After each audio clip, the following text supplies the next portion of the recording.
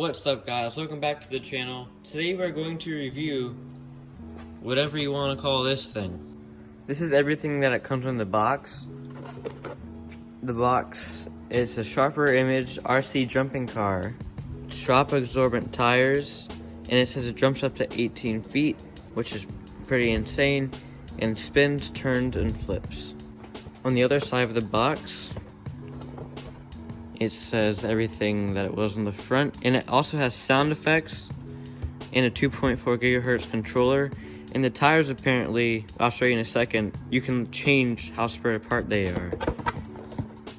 For the remote, it's a joystick type remote. We got forward, backwards, left, and right.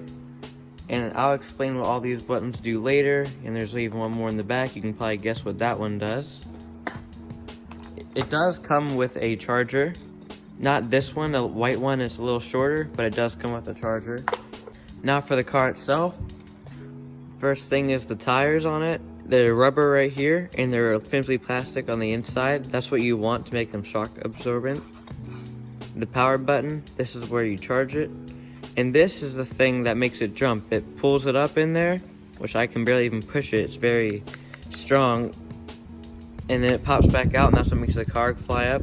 Now for the front of it is this glossy surface, and all these little dots around the edge light up every time you turn it on, or even when you charge it.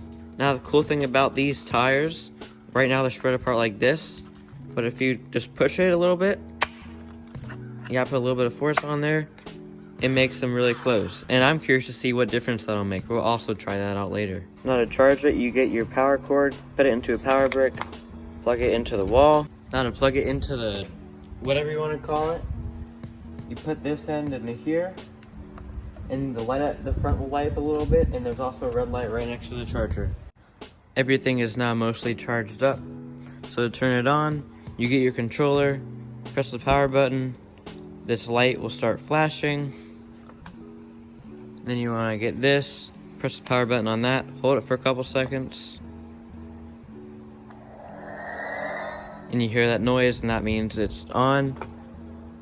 And now this light should now be steady on.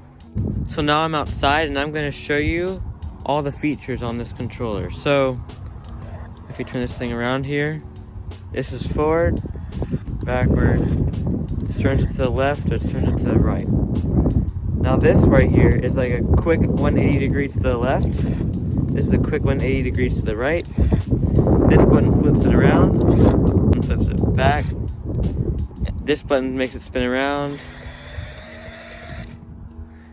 This makes it do a little dance move and has a little song to it. I don't even know why it's there, but it's cool. And then of course, you got this button right here that makes it jump pretty high. Now I'm going to test the range this has from the controller.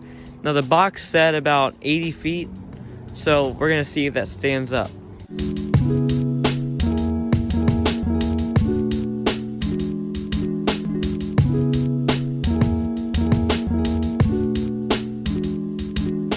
And it has lost signal. Now what I'm going to do is see how far it went with this 200-foot measuring tape. The distance it has traveled from the controller was 120 feet. It said about 80 feet. Oh look. I just got spread out from the wind. The thing said about 80 feet, and it went 120, so this definitely, it goes really far, and it's good for longer driveways, but I don't think you'll be driving this on driveways. It's really meant for indoors, but it's good to know that it will travel through all the walls if you're on a different floor or something like that. After reviewing this thing, I would say it's very worth it to buy it. It's really sturdy and really fun to mess around with.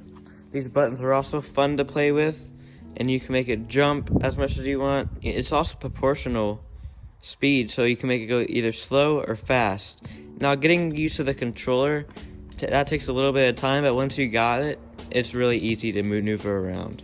Now this controller also can go really far away from the thing itself, which means if you're in a house somewhere If you have a big house, or if you like to drive it around, or if you're in a gym, big places like that, it'll easily, you'll be able to drive it everywhere. You don't have to worry about disconnecting issues. If you're wondering why I didn't test if pushing these tires in made a difference, it's because I tried it off camera, and it really doesn't make any difference at all. So I just want to put that out there, just to let you know.